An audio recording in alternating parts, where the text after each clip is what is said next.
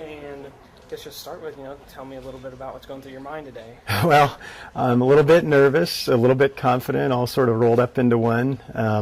Today, sort of marks the first day, and I think for the first couple days, the mileage will be stuff I've encountered before. But once I start getting to days 4, 5, 6, the gloves come off. Okay. How much are you planning on running each day? So I'm planning on running 50 miles a day, give or take. Some days are like 48, some are 52. If I feel really good, I'm probably going to bank, 8 to 10 miles on that day, in case I don't feel so well some other day that I can run shorter. How many days do you anticipate this taking? Right, so we're starting here today. I'm anticipating landing in San Diego on April 30th, so it's about 60 days.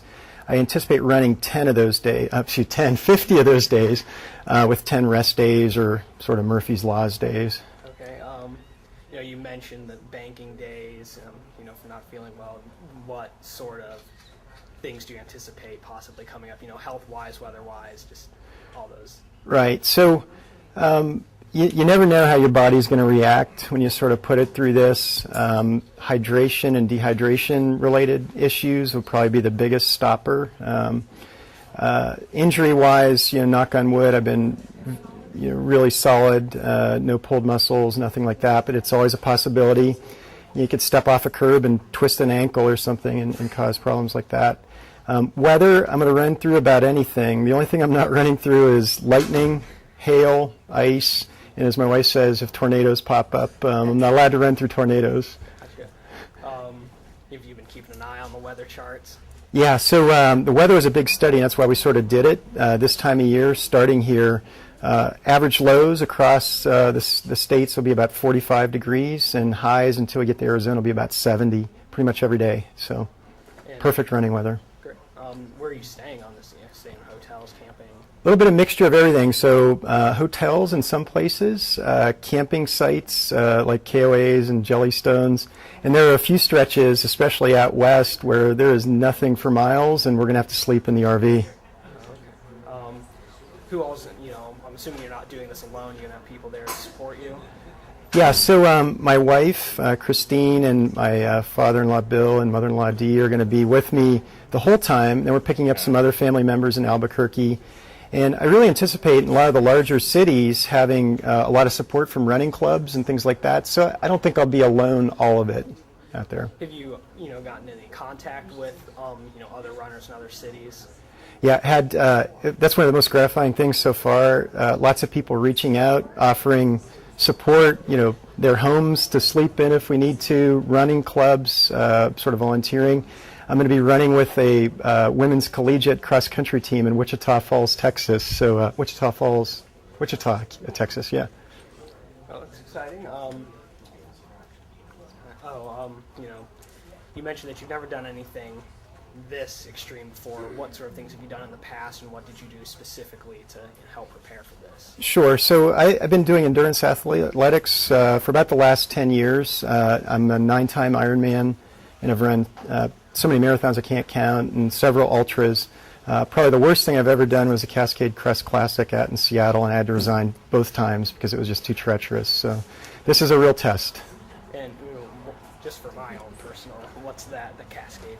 It's a mountain run on a single rock trail up to about 15,000 feet elevation. In the summer it gets really cold and some snow, some rain. It's really an ugly run. Gotcha. I know that John sent out a press release, but I didn't take a chance to look at it. Why are you doing this? Yeah, well, it started off with I just want to do something really cool, big goal, and as time wore on, I realized that a lot of people were sort of paying attention, and I could draw some awareness to a couple of charities. So I've aligned myself with a charity called Freedom Is Not Free out of San Diego, California. And what they do is raise money for veterans of Iraq and Afghanistan excursions. And they grant money for expenses for those people. And I really felt that that was a great charity to get involved in. I also lit up a second charity relationship with Souls for Souls, who raises money and accepts shoe donations to distribute around the world, typically in places like Haiti, where there have been challenges with earthquakes and things like that. And if people want to get involved and stay involved on your journey, how can they do that? Well, there's the best way would be to go out to my blog, myrunacrossamerica.blogspot.com. We'll be updating that every day. There's also a Facebook link to My Run Across America, as well as a Twitter feed with my name on it. And what can people do to help out with the charities that you're involved with? Great. So on the home page, there's a couple of donate buttons. It goes straight to the charities. I'm not taking any money personally. This is all funded out of my own pocket. And those links will take them directly to the charity's website, and they can pay by credit card or write a check and mail it in. When you finally make it to San Diego, what do you think is going to be going through your mind? I'll probably be relieved as hell, frankly. I think I'll probably a mixture of joy, a little bit of what do I do next, after being out on the road for 60 days. But I think it'll be mostly just joy. Assuming everything goes great, you think you may try something like this again, or is it hard to say before actually? Well, since my wife's in the room, I probably won't answer that question because it might tend to incriminate me, but, there might be an idea sort of bouncing around my head. All right. Anything else you'd like to add? No, I think, thanking all the people that have volunteered to help me, the folks here at Charleston Bike for hosting me, the people that have catered, and, it's just been amazing. People that don't even know me have offered support, and it's just been like, wow, there are some great people out there. Great. Thanks. Great. And are you from Charleston? I lived here for about 6 years, and I have a condo still here. I live in San Francisco right now, but I hope someday I get back here. It's a beautiful place. Great, thank you. Glad to Great, have you. great, thank you. Don't go away. Attention, everybody, family and friends, this is your opportunity. If you got anything on your mind that you'd like to ask Ed for posterity, now is the time to ask it. Just keep in mind that his wife Christine is nearby. Don't ask him anything that would put him on the Get me in hook. trouble, yeah. Any questions? Any questions? Any statements that you'd like to make yet? Well, I'd just like to thank the folks at Charleston Bike. I'd like to thank Jermaine and for bringing in all the great food this morning. Also, folks like you, John, and Carolyn, who've just been amazing in helping me with this. I really appreciate it. Thank my wife and in-laws. It sounds like an Emmy acceptance speech at this point, so I'll shut up. But I'm just very thankful for everybody that's helped. And just keep track of me. I think it'll be a lot of fun. And where exactly, they may have asked this question, where exactly in San Diego are you going to end up? So, best of my knowledge right now, Freedom is Not Free is still trying to work out a finish at Camp Pendleton. If it's not physically on Camp Pendleton, I might drive by and wave at the gate and take a dive into the Pacific Ocean right there next to it. But as recently as yesterday, they still think they might be able to get me onto Camp Pendleton. Good. Other questions? I'm happy to answer them. Did you say that your blog, we're going to be able to track your destination and where you're going through every city in advance? and all You'll that? be able to see me every step of the way. I've got a GPS tracker that'll feed the Run Real Time button on my website, and as long as I have juice in my iPhone, it'll light up. Great. What are your biggest fears? Right now, it's a fear of the unknown. Actually, I've done enough training. I sort of know what my body will do when it gets dehydrated. I worry about the safety of the crew and myself a little bit. You get out on some of these roads and you just don't know what you're going to encounter.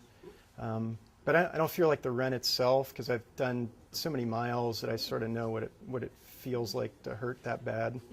Have you been able to crack out a route that you don't have to run through very many mountains, or will you have to go through some rough terrain? We did the best we could, but in the Southwest, it is really hard to avoid mountains. And even when you avoid a mountain, like the climb into Albuquerque is like 6,000 feet, 5,800 feet. Even though it might not be a mountain, it's a climb. And, contrary to most people's belief, running down the mountains are almost harder than going up the mountains, I think, because you use muscles that your body just doesn't use all that much. So what's your plan of attack for each day?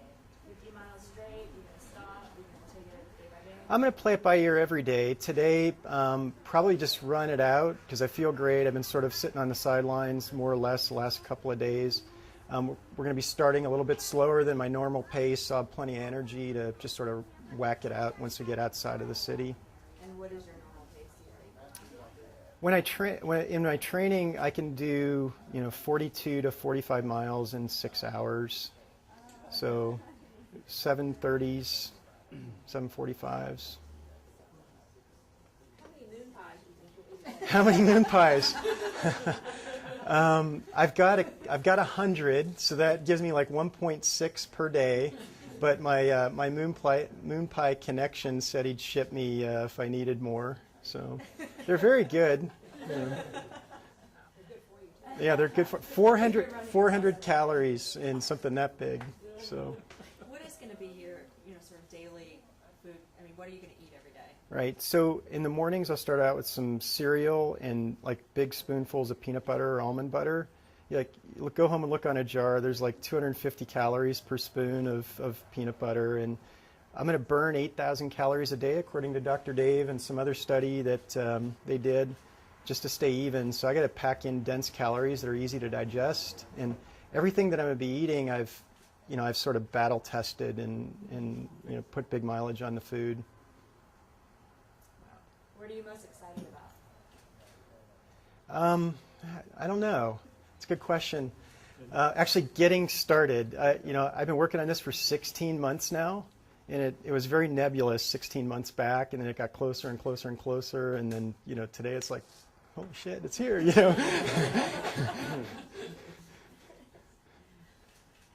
How'd you sleep last night? I went to bed at 9 o'clock, and I think if I got 15 minutes of sleep last night, I was lucky. You'll be able to catch up on the road, though, right? Yeah, I'm going to sleep run. Yeah, exactly. Yeah. Yeah. Yeah. Do you have Mr. Wendell and Miss Pepper with you? Yes, our 2 Chihuahuas are going to be in the RV, sort of keeping pace and barking at me if I get too slow. Does Pepper have a special wardrobe? She does. She actually got a dog Snuggie so she could stay warm at night. They do make those, by the way.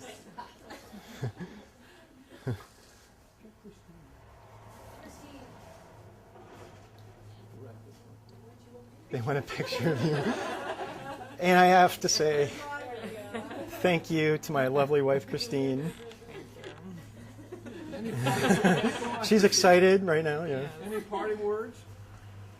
Just be safe. That's it. Yeah. Just be safe. Any other questions? Do you think you'll still be married after this? That's a loaded one.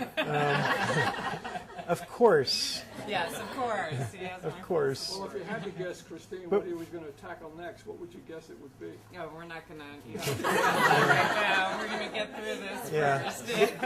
But Eric, I do believe there is a pool. The current belief is 37 days over or under. They're taking money on either side of that. So on the marriage question. Are you going to write a book? A lot of people have asked me that. I've, with the blog and journaling, I've kept meticulous notes, and I probably will try something. Maybe John or yourself, Carolyn, can help me with that. Hey, sign me up.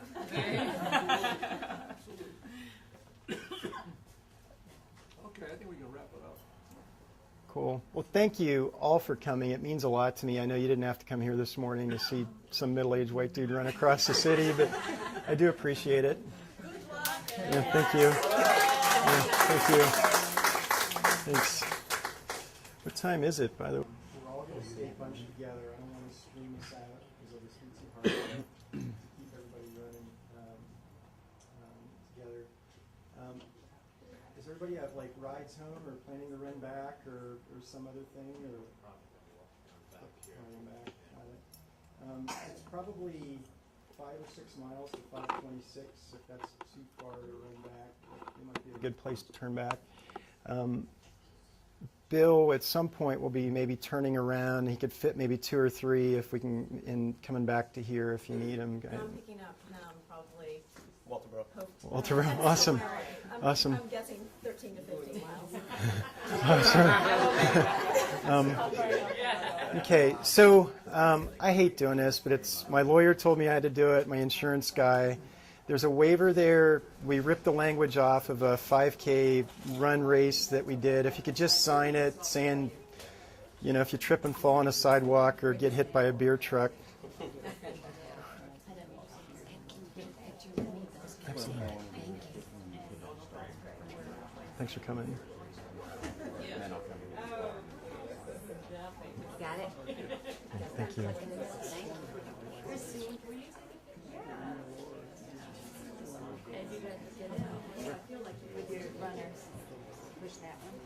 Oh, with the runners, yeah. Oh, yeah, okay, yeah, you got to push that middle one. We'll just get us.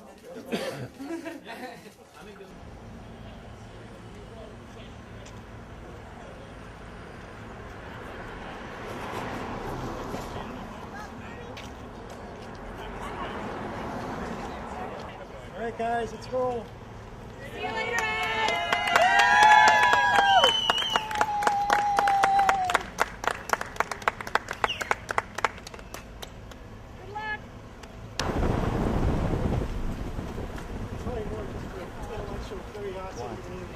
Slow down.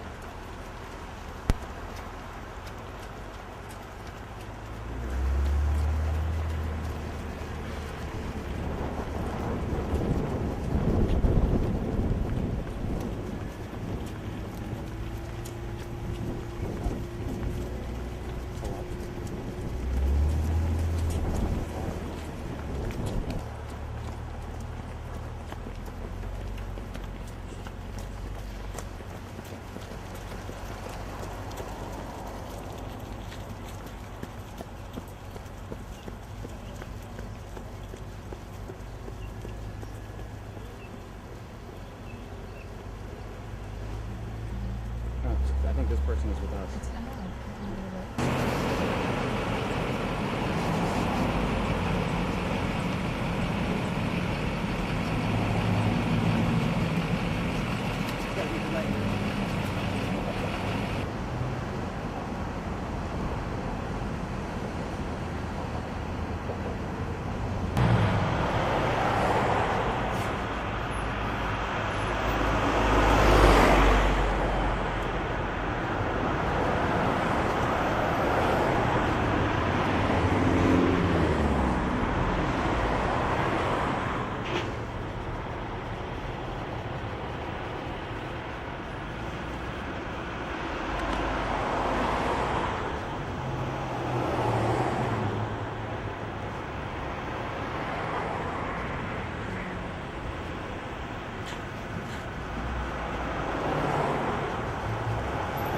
Thanks, Mark. We appreciate it.